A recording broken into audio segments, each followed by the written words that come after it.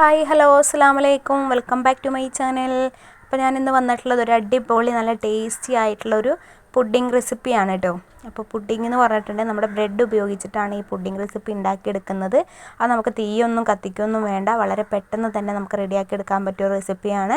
കുട്ടികൾക്കൊക്കെ നല്ല ഇഷ്ടമാവുന്ന ഒരു റെസിപ്പിയാണ് കേട്ടോ. അപ്പോൾ ഈ സമയത്ത് എൻ്റെ വീഡിയോ ആദ്യമായിട്ട് ആരെങ്കിലും കാണുന്നുണ്ടെങ്കിൽ ഒന്ന് സബ്സ്ക്രൈബ് ചെയ്യുക, തൊട്ടടുത്ത ബെല്ലൈക്കനും കൂടി ഒന്ന് ക്ലിക്ക് ചെയ്യുക കേട്ടോ. വീഡിയോ ഇഷ്ടപ്പെട്ടിട്ടുണ്ടെങ്കിൽ ലൈക്കും കൂടി ചെയ്യാൻ മറക്കരുതേ.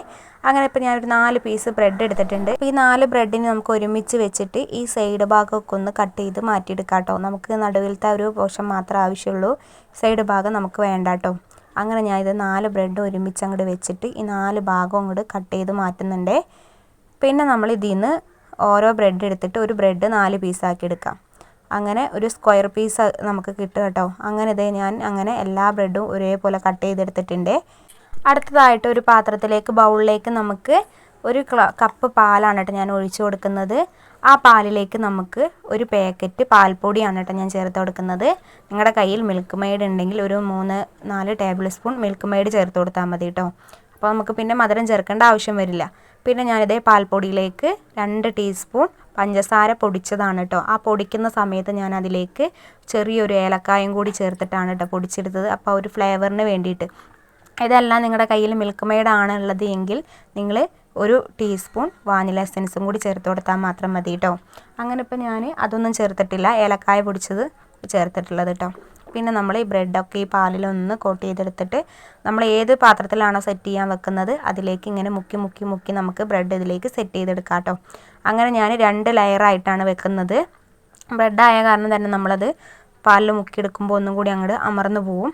അപ്പോൾ ഒരു നേരിയ ലെയറായിട്ടാണ് നമുക്ക് കിട്ടുക. അപ്പോൾ അത് കാരണം കൊണ്ട് ഞാൻ 2 ലെയറായിട്ടാണ് കേട്ടോ വെക്കുന്നത്. അപ്പോൾ ആദ്യത്തെ ലെയർ ഇങ്ങനെ വെച്ചതിന് ശേഷം നമുക്ക് ഒരു 2 ടീസ്പൂൺ ഈ പാലിൻ്റെ മിക്സില്ലേ അത് അതിൻ്റെ മുകളിൽ കൂടെ നമുക്കൊന്ന് ഒഴിച്ചു കൊടുക്കാം കേട്ടോ. പിന്നെ നമുക്ക് അടുത്തതും കൂടി ഒന്ന് സെറ്റ് ആക്കാനായിട്ട് വെക്കാം. ആദ്യത്തേത് സെറ്റ് ചെയ്തതിന് ശേഷം ഞാൻ രണ്ടാമത്തെ ലെയറും കൂടി വെച്ച് കൊടുക്കുന്നുണ്ട്.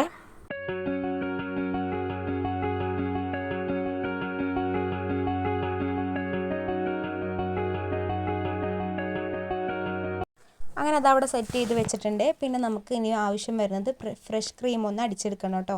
അപ്പോൾ അതിന് വേണ്ടിയിട്ട് ഞാൻ ഒരു ബൗളിലേക്ക് ഒരു ഗ്ലാസ് ഫ്രഷ് ക്രീമാണ് ചേർത്ത് കൊടുത്തിട്ടുള്ളത്. നമ്മൾ കേക്കൊക്കെ ഉണ്ടാക്കാൻ എടുക്കുന്ന ക്രീമാണ് കേട്ടോ. അത് നന്നായിട്ടൊന്ന് നമ്മുടെ ബീറ്റർ വെച്ചിട്ട് ഒന്ന് ബീറ്റ് ചെയ്തെടുക്കുന്നുണ്ട്. നിങ്ങളുടെ കയ്യിൽ ബീറ്റർ ഇല്ലയെന്നുണ്ടെങ്കിൽ മിക്സിൻ്റെ ജാറിലൊന്ന് അടിച്ചെടുത്താലും മതി കേട്ടോ. അങ്ങനെ ഇപ്പോൾ ഞാൻ അല്ലെങ്കിൽ വിസ്ക് വെച്ചിട്ടായാലും നമുക്കൊന്ന് ബീറ്റ് ചെയ്തെടുത്താൽ മതിയേ. അങ്ങനെ ഇപ്പോൾ ഞാൻ ബീറ്റർ വെച്ചിട്ട് നന്നായിട്ടൊന്ന് ബീറ്റ് ചെയ്തെടുക്കുന്നുണ്ട്. പിന്നെ നമ്മളിതിലേക്ക് പഞ്ചസാര പൊടിച്ചതും കൂടി ചേർത്ത് കൊടുക്കുന്നുണ്ട് കേട്ടോ. നമുക്ക് എത്ര മധുരം ക്രീം നല്ല മധുരത്തിൽ നിൽക്കണം അതിനനുസരിച്ച് പഞ്ചസാര ചേർത്ത് കൊടുക്കാം കേട്ടോ. അങ്ങനെ ഇപ്പോൾ ഞാൻ പഞ്ചസാരയും കൂടി അതിൽ ചേർത്ത് കൊടുത്തിട്ട് നന്നായിട്ടൊന്ന് ബീറ്റ് ചെയ്തെടുക്കുന്നുണ്ട്.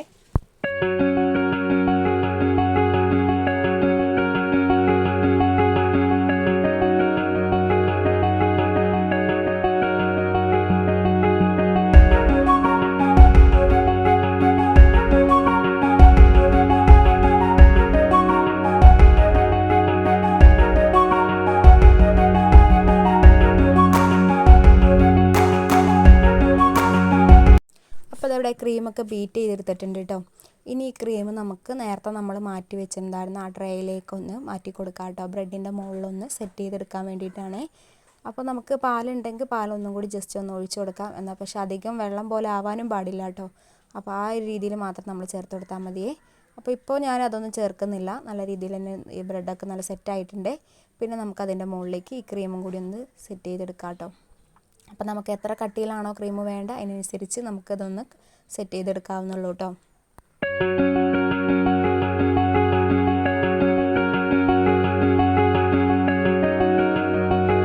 അങ്ങനെ ക്രീമൊക്കെ സെറ്റ് ചെയ്ത് അതിൻ്റെ ശേഷം ഞാനിവിടെ എടുത്തിട്ടുള്ളത് നമ്മുടെ ഹോർലിക്സ് ആണ് കേട്ടോ. അത് ചോക്ലേറ്റ് ഹോർലിക്സ് ആണ് കേട്ടോ. അപ്പോൾ അതും കൂടി ഒന്ന് നമ്മുടെ അരിപ്പയിലൊന്ന് ഇതേപോലെ ഒന്ന് ടാപ്പ് ചെയ്ത് കൊടുക്കുന്നുണ്ടേ. അപ്പോൾ നമുക്ക് എത്രയ്ക്ക് ഇതായിട്ട് കട്ടിയിൽ വേണോ അതിനനുസരിച്ച് നമുക്ക് ഇതേപോലെ ഒന്ന് ഇങ്ങനെ പാറ്റി പാറ്റി പാറ്റി പാറ്റി കൊടുത്താൽ മതി. അപ്പോൾ ട്രെയിനിൻ്റെ പുറത്തൊക്കെ ആയിട്ടുണ്ടെങ്കിൽ നമ്മളെല്ലാം കഴിഞ്ഞതിന് ശേഷം ഒന്ന് തുടച്ച് കൊടുത്താൽ മാത്രം മതി കേട്ടോ. അങ്ങനെ ഇപ്പോൾ ഇത് അങ്ങനെ റെഡി ആയിട്ടുണ്ട്. പിന്നെ ഞാനിതൊരു 5 മിനിറ്റ് ഞാനിത് ഫ്രീസറിൽ വെച്ചിട്ടുള്ളതാണ് കേട്ടോ. ഇവിടെ മക്കളുള്ള കാരണം കൊണ്ട് തന്നെ നമുക്ക് പെട്ടെന്ന് എടുക്കേണ്ടി വരും. എല്ലാമെന്ന് വെച്ചിട്ടുണ്ടെങ്കിൽ നമുക്ക് താഴത്തെ ഇതിൽ വെച്ചാൽ മതി, ഫ്രീസറിൽ വെക്കണം എന്നില്ല കേട്ടോ.